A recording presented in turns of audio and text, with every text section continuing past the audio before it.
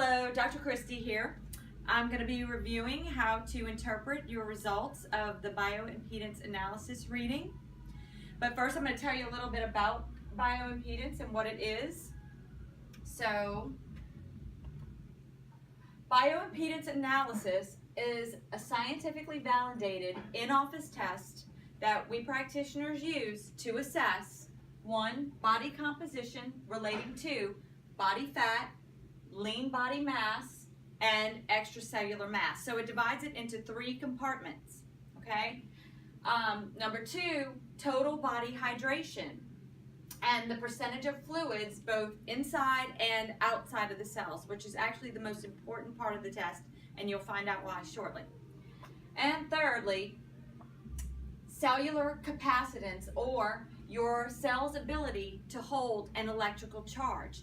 So basically what that means is it's giving you or me your health on a cellular level, okay? And we'll talk about the details of that also.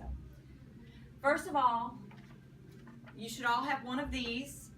It is titled Bioimpedance BIA Analysis Scorecard.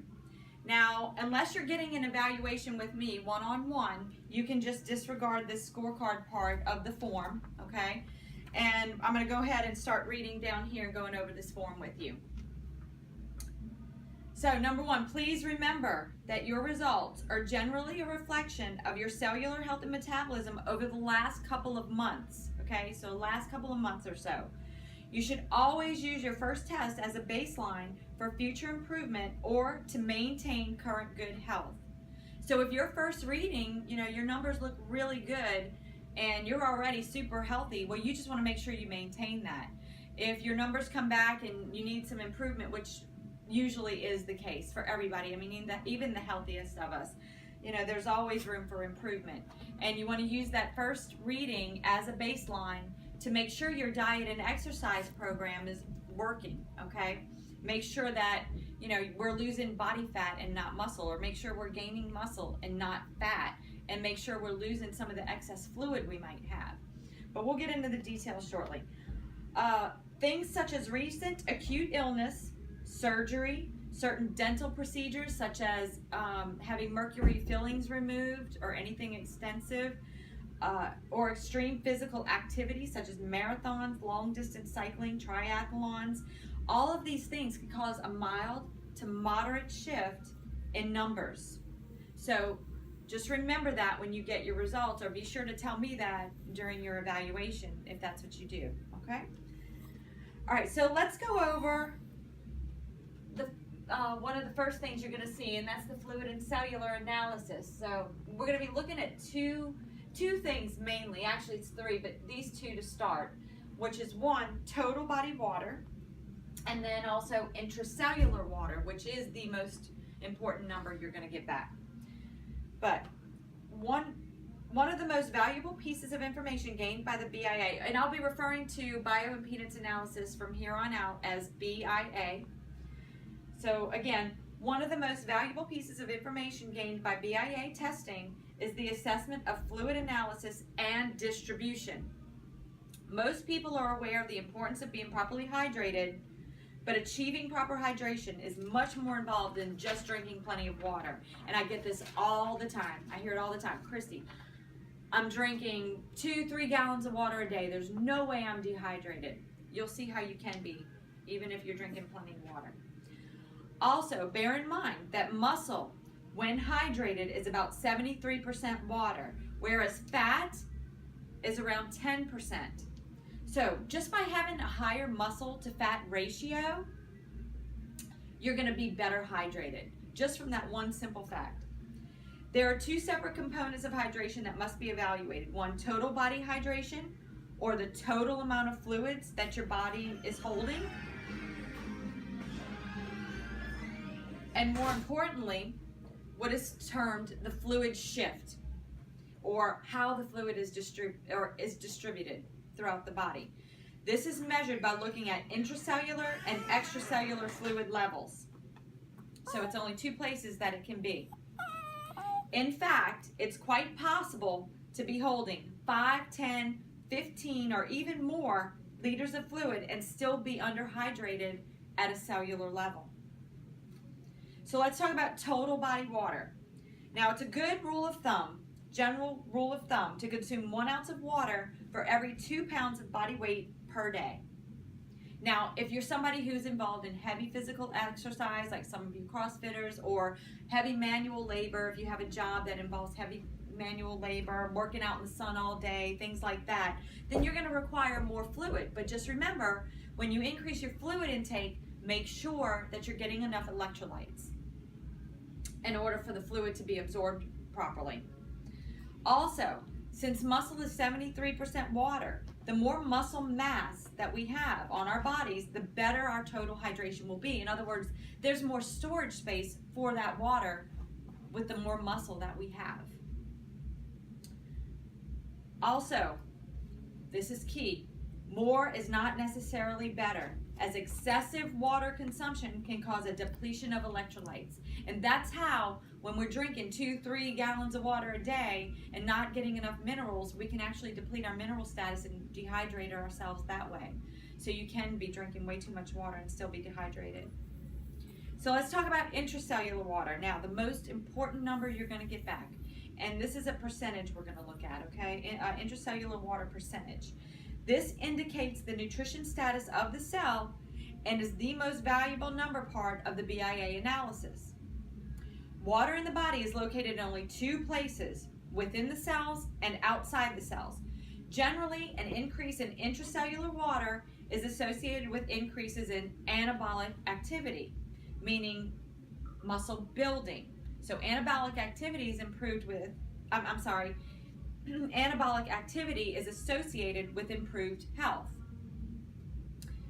Depending on age, the optimal level for men is 66 to 63% intracellular fluids, and the optimum for women is 60 to 57%. So I'm going to actually explain this next part a little differently than how it's written here on the form, because this part can be a little bit confusing. But basically, when we're looking at our intracellular water, we're looking at a very small range. And that is, for men, it's 55 to 65%.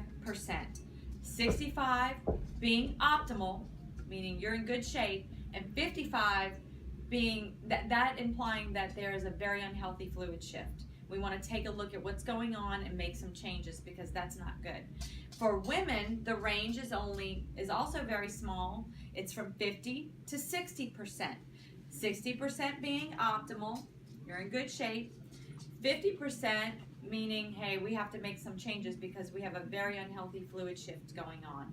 Our intracellular water percentage, if we're a woman, should be higher than 50. But age does play a part. It is a factor. You know, the older we get, the smaller our percentage might be, okay? So, now moving on. There are a number of factors that determine how the fluid is held intracellular.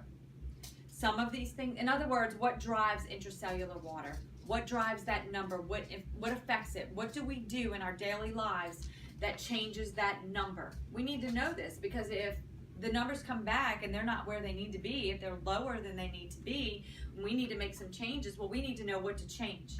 So we're going to go over these in detail. Okay, this is important. Well, we already talked about number 1, and that's having adequate muscle mass to store the water, right? So just by adding a couple pounds of muscle to the body can increase your intracellular water, just by increasing the storage space. Of course, adequate total hydration and mineral status. And remember, the primary minerals in the intracellular space are magnesium and potassium. And you would not believe how many people are deficient in magnesium now. Number 3, the food you eat. What do you know? It does have an impact on your health directly. So the types of foods that you eat will impact your intracellular water percentage. Number 4, how well you digest those foods. Because we can be eating all the healthy foods in the world, but if we're not digesting and absorbing them properly, then we're not getting the nutrients we need. And it's not going to have the effect that it needs to have on our intracellular water. So the digestion is very important. how well you absorb it and digest it, I just talked about that, how well your cells are able to take up those nutrients and generate their metabolic functions. We call this assimilation. So we have digestion, we digest the nutrients, we absorb them through the lining of the gut, absorption, and then the cells need to be able to take them up into the intracellular space, and that we call assimilation. So it's all three components, and they're all three very, very important to your intracellular water levels. Number 7, how efficiently the cells are then able to get rid of waste products generated during the metabolic process. So detoxification actually happens on a cellular level. Each and every cell in our body is just like our whole body, takes in nutrients and eliminates waste. Each cell has to do that all day long, all the time. So the efficiency of that process is very important in our intracellular water percentage. And then, of course, how well our detoxification and elimination systems can get rid of those waste products as well. So how well our liver's functioning, our kidney, our skin, our lungs, all of our detoxification organs. How healthy are they and how well are they functioning? These are all things that we want to take a look at if our intracellular water isn't where it needs to be. All right, so even if all of the above are operating correctly, there are things which can cause a shift in fluid from the inside of the cell to the outside of the cell. And these things are, number 1, an acute viral or bacterial illness. So if you've recently had the flu or been sick with something else, that can impact your numbers. A heavy metal or chemical poisoning. Remember earlier we mentioned having your mercury fillings removed. You know, a lot of people go to the dentist and they don't want these silver fillings in their mouth anymore. They're like, take them all out. You know, take these things out. I don't want to look like this anymore. I want the white ones. And they get them all taken out at once. And the dentist doesn't take any special precautions, and they get mercury toxicity. A lot of people are exposed to toxins in the environment when they're working, if they're in a toxic work environment. So that's another thing to consider, where your job is and what you're doing all day. Anything else that the body perceives as a toxic threat. So basically the body is very, very smart. And what it does is it draws fluids from the intracellular space to the outside of the extracellular fluid in order to dilute those toxins.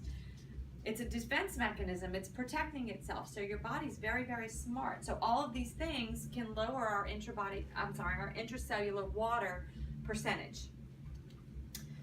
The water outside of the cell correlates with toxicity. The extracellular space can serve as a storage site for toxicity, as well as fat cells. And I didn't mention this the other day, but I'm going to mention it now. When we store toxins in the body, a lot of times it's stored in our adipose tissue, our fat cells, again, as a defense mechanism to keep it away from our vital organs. So a lot of times when we're trying to lose weight and we're too toxic to do that, then that becomes an issue, and that's a factor in our weight loss program. So the way to decrease extracellular water and increase intracellular water is through detoxification. A good detoxification program should shift these markers towards a normal intra and extracellular balance. And I want to talk about detoxification just for a minute. You know, when we hear this, we think about, I don't know, all kinds of things, juicing, eating healthy, whatever it is that comes to mind when you think about detoxification. But as I said earlier, it happens on a cellular level. And this process is really important because when we become overburdened with toxins, or the buildup of toxins becomes too great, and our cells aren't able to eliminate them as fast as we are accumulating them, our toxic load becomes too great, and we begin to get sick. And we get little nagging symptoms like headaches or fatigue or anxiety, digestive issues, high blood pressure, high blood sugar, all of these things. And we tend to ignore them until they become, painful enough to where we have to go to the doctor. We have to finally do something about it. And we call this stage subchronic illness, where we're not quite sick enough for our doctors to call us sick or to put us on medication yet, or for us to do anything about it. But we are sick enough to know that we're not well, we're not in an optimal state of health, and something's just not right. We're just not feeling our best. We're not feeling really good. Maybe we're struggling through a day, to get through a day. We're so tired, our workouts are painful, or again, high blood pressure, all all this little nagging symptoms I just went through. We call that subchronic illness, and it needs to be paid attention to. It's very important because, like I said, usually it's a buildup of toxic waste material in the body that causes these problems, and it happens over time. It doesn't happen overnight. And this is one of the reasons that I always recommend at least 1 to 2 cleanses a year. No matter how basic the cleanse is, just give the body a rest and rejuvenate. Let it rejuvenate itself and cleanse itself out a little bit 1 to 2 times a year. That's a basic recommendation. Again, no matter how simple the cleanse is, as long as it's something. All right, moving on. What happened to my slide? Okay. All right, let's talk about capacitance. This is another measurement you're going to get when you get your results back, and you need to know what this means. Well, capacitance is a measurement of the integrity of your cells and how well your cells are holding an electrical charge. The ability of the cell to hold an electrical charge determines how well they communicate. So our cells, they communicate with one another either electrically or chemically. So this is a very important number to tell you how healthy your cells are. And depending on the health and number of the, electrical capacitance will increase or decrease depending on the health and the number of the cells and the integrity of the cell membrane. So remember, the healthier the cell membrane, the higher your capacitance. All right, so talking about capacitance, I want to show you something real quick, and that is this picture right here. And I know you guys are all probably wondering, what the heck is that? What is that up there? Okay, well, that is a human cell, and that purple border around it, or pink, purple, whatever color that is the cell membrane, like we were just talking about. And this is a cell membrane blown up into 3D, so you can see what it's made of. And I thought this was really important for you to see, because I want you to see how directly your diet impacts your health on a cellular level. So this cell membrane here is made up of things that we can recognize, like fat. That's all this is. All of this stuff up in here is just fats. Cholesterol, we know what that is. We call the whole thing a phospholipid bilayer. And then these big purple things here, these are proteins. They're protein channels that allow things or substances into and out of the cell from the extracellular space. And then we have up here, what's that? Carbohydrates. We all know what that is, right? So all of these things sound familiar to you. And that's what our cell membranes are made up of. So it's important for you to know that, because our cells regenerate all the time.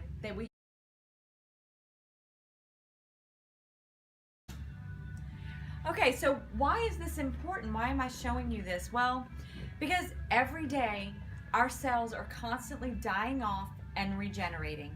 We have die-off all the time, and our cells are only going to rebuild and regenerate out of what we give it, what we feed our bodies, what food we supply our bodies with. So garbage in, garbage out. Good stuff in, good stuff out. It's really that simple. All right, so moving on. Capacitance is influenced by several factors. So again, just like what we talked about with intracellular water, we want to talk about what drives capacitance, or what improves or worsens our capacitance. Well, one of the things that that affects our capacitance is the fats and the proteins in your diet. And we just saw why, because that's what the cell membrane is made up of. So it's going to directly affect our capacitance. That's what's going to impact that number. And then, of course, how well you're digesting and absorbing those fats and proteins. A lot of people have difficulty digesting certain proteins. That's where allergies come from. So another thing that affects our capacitance is whether or not you're in a state of muscle building, or an anabolic state, or a state of muscle breakdown, or a catabolic state. And anabolic or catabolic. This is really interesting, because we see a lot of catabolism in patients with, AIDS, cancer, wasting types of diseases, where they're emaciated and they're wasting away. They're slowly just disintegrating from lack of nutrients. Well, and their cells are constantly dying off and they're not able to rebuild fast enough. So they're constantly in a state of muscle breakdown or catabolism. And remember, what we talked about earlier is an anabolic state is associated with health, right? A healthy state. And that's called muscle building. So this is where some of you athletes can actually see how overtrained you might be. You know, if you're in a state of constantly breaking down your muscles and the cells are constantly dying off before we can restore and rebuild them, before we can recovery, that's what we as athletes know as recovery, right? We can tell from this test how well we're recovering from our workouts. So that's one thing you might want to consider if you're an athlete, or, training really, really hard, if your capacitance doesn't come back where it needs to be, if you're otherwise healthy. All right. So what can we do to increase our capacitance? Well, we can increase our capacitance by eating healthy fats, good fats like omega-3 fatty acids found in cold water fish, nuts and seeds, cold water fish like salmon, cod, sardines, nuts and seeds that are high in good fats like walnuts, macadamia nuts, hemp seeds, chia seeds, flax seeds. All of these things are high in omega-3 fats, omega-3 fatty acids. And then, of course, there's fish oil supplementation that you can take. And unfortunately, our food supply has been depleted of omega-3s.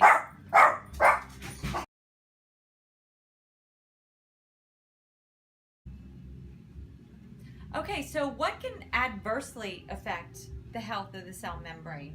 Well, if good fats are good for the cell membrane, well, factors that can adversely affect the health of the cell membrane are eating bad fats, such as hydrogenated oils and trans fats, French fries, chips, margarine, commercial baked goods. I know all the things that we love, right?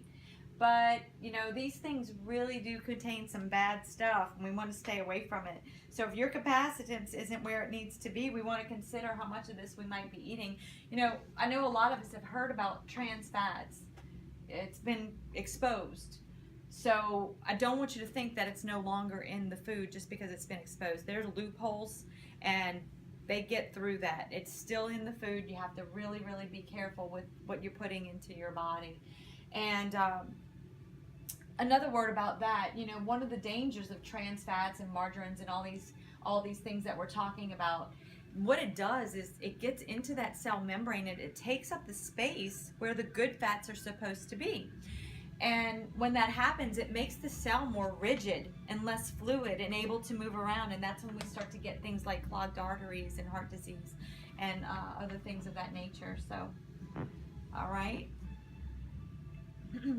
Phase angle. This is going to be another measurement. Oh, and let me back up for just 1 second. We were talking earlier about fish oils, and I want to stress the importance of a good fish oil supplement, a high quality, pharmaceutical grade, very clean, third-party tested fish oil supplement if you are in fact taking one or need to take one. Don't think you can get this stuff from Costco or Walmart or your local pharmacy, because it could do just as much damage as some of these things. Taking a bad fish oil, because what happens is usually in the processing, because they do it so cheaply, what happens is it oxidizes, so it becomes what we call lipid peroxidation, which can make your health worse. And just undo all the hard work that you've been doing. So just by you think you're taking something that's good for you, but it's actually hurting your health. So anyway, consider that when you're purchasing a fish oil supplement. All right. So phase angle. Phase angle. This is going to be another reading that you get back, and all phase angle is put simply, phase angle is an indicator of overall health on a cellular level. That's what it is. Extremely fit athletes and very healthy teens may have phase angles of 10 to 11. Raw vegetables have a phase angle of around 45, but after cooking them, that level goes to 0. So, another thing about phase angle is these markers have been published in the literature as the leading indicator of survival for patients with kidney disease, cancer, and AIDS. That's how important this number is. That's how legit this number is, this test is. A decrease in phase angle after detox can happen if there's still a need for further detoxification and support, but a continual decline is associated with failing health. Remember how I told you they can tell the prognosis of those patients who are wasting. An increase in phase angle is what we expect to see as your capacitance and fluid shift improve. So basically what happens with phase angle is it takes into consideration your capacitance and your fluid shift, and the software computes the phase angle. That's what that number comes from, evaluating those two other parts of the test, capacitance and fluid shift. So if your phase angle isn't quite where it needs to be, if we need some improvement there, well, we want to look at what's wrong. Maybe it has to do with the cell membrane and capacitance, or maybe it has to do with an unhealthy fluid shift. Maybe our fluid is outside of our cells in the extracellular space rather than intracellular water, right? Okay. And then lastly, what everybody wants to know, how fat am I? How skinny am I? Tell me my body fat percentage, right? This is what everybody really wants to know. So we're going to talk about it, because this is a very valid and important part of the test. But remember, I told you it breaks your body composition down into 3 compartments, and that's 1, body cell mass, or BCM, and that is all of your metabolically active tissue. All of your metabolically active tissue. That includes your organs and all your muscle mass. Then we have our fat mass, which all of you know what that is, right? The body fat. And then we have extracellular mass, which is everything else. So extracellular mass is our bones, our ligaments, cartilage, and our fluids. Our fluids are also included in extracellular mass. So if we're holding an extra 2 to 3 to 4 liters of fluid, that's considered extracellular mass. So, and then also basal metabolic rate. Now this is just your, I'm sorry, let me back up for a second and talk about extracellular mass, because there's some other things that can show up as extracellular mass. And that is, if you're a female and you have breast implants, that's something that can show up as extracellular mass, because it's not metabolically active tissue, but it's not fat either, so it's extracellular mass. Big fibroids, like uterine fibroids and things of that nature, can also show up as extracellular mass. And then something else that nobody wants to talk about, but I'm going to talk about it, is your poop. If you're full of poop up in there, that can also show up as extracellular mass. I don't know if you guys remember when John Wayne and Elvis passed, they found like, what, 30 to 40 pounds of impacted fecal matter in their intestines when they passed on, and that was a big deal. So that shows up as extracellular mass. And talk about losing weight, by the way. All right, so, and then basal metabolic rate. This is just your metabolic rate at rest. It doesn't mean that's how many calories you should eat every day. It's just a baseline for you to consider into all the variables that play into how much you should eat every day. It's just one of the variables, because there are a lot of them that actually determine how much we should eat every day. So it gives you your basal metabolic rate. And you do want to look at it and have that as a baseline. So let me see if I missed anything here. That's okay. We'll just keep going. All right. So talking about body cell mass again, and your active tissue, your muscle and your organs. I want to mention this. Tufts University concluded that muscle mass was the top biological marker of healthy aging. To increase lean muscle tissue, proper levels of protein with good digestion, remember we talked about protein and digestion, is critical. This, along with exercise, will increase your muscle mass and thus decrease your biological age. Remember, muscle burns calories while fat just hangs around. Increasing your lean muscle mass will increase your basal metabolic rate and help you to burn more fat. Okay, so that's an important thing to remember. Just by adding muscle on the body, we can lose fat that way.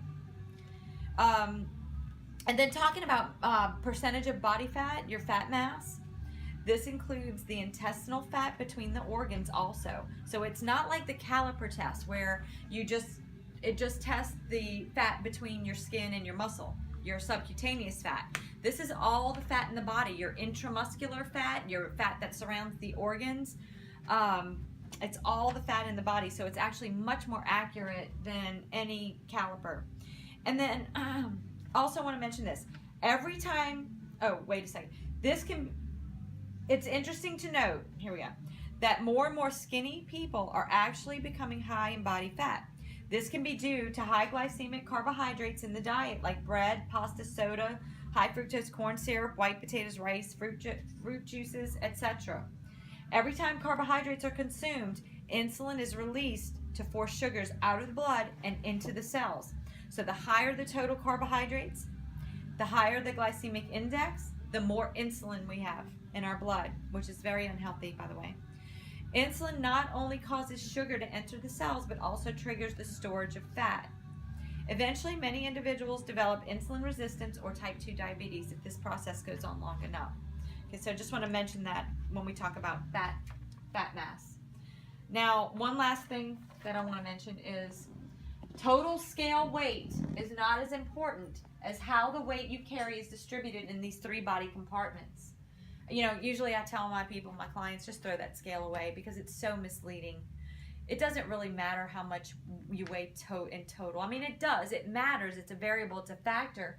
But what's more important? Your muscle mass, your fat percentage, you know, knowing where all of the weight is distributed, because that's really what determines your overall health. Okay, so total scale weight, not nearly as important. It's good to know, but, you know, just to know. All right, and I believe that is wrapping it up, and we will go over, Joe is nice enough to let us go over his numbers so I can show you what some of the charts and graphs and all are going to look like and how you can interpret your reading when you get it back. So we'll go over that in just a minute. I want to quickly mention why it's so important to do this test when we begin a new diet or a new exercise regimen or both. The reason it's so important is because we want to make sure that our plan is working, that we're not under eating and actually losing muscle. And then, you know, later on when we put our weight back on, we gain more fat because our basal metabolic rate has now decreased due to the loss of muscle. And then if we're trying to build muscle, we want to make sure that we're actually building muscle and not gaining fat in the process. So this test is going to tell us that, whether we're losing fat, muscle, or both, or fluid. If we're losing a lot of that fluid that's outside of the cells and shedding a lot of that. So, you know, it's not atypical for you to go on a diet and when you're trying to lose a lot of fat, to lose a little bit of muscle. But we don't want to lose too much muscle. We don't want to lose an equal amount of muscle or more muscle than we are fat, because that will pose a problem later on down the line. We will put our weight back on. That's an unhealthy weight loss plan. So we want to make sure that our diet's working and that our exercise regimen's working, that we're not overtraining and losing muscle, or that maybe we're not training enough. So we want to make sure we're not under muscled. And this test, we get a baseline in the beginning and then check it again to determine, after we begin our diet or our exercise regimen or both, when we check it again, we know whether or not it's working and what we need to change. So that's the importance of doing this test, and why anyone who's beginning a new regimen should monitor it with something like bioimpedance analysis.